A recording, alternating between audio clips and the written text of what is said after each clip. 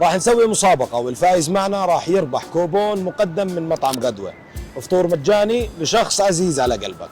تعالوا معاي خلينا نشوف إجابات العالم. أين فتح أول متحف في العالم؟ أين فتح أول متحف في العالم. يا ولد أنا بقول لك في قطر وأنا ما بداري هو صح ولا غلط؟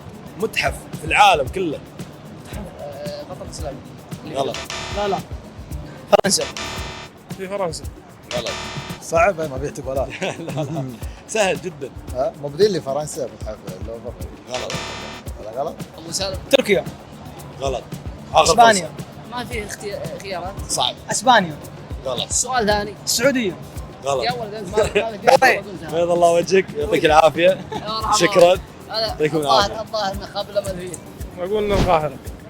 إجابة صحيحة. ربحت معانا كوبون مقدم من مطعم غدوة. ألف ألف ألف مبروك.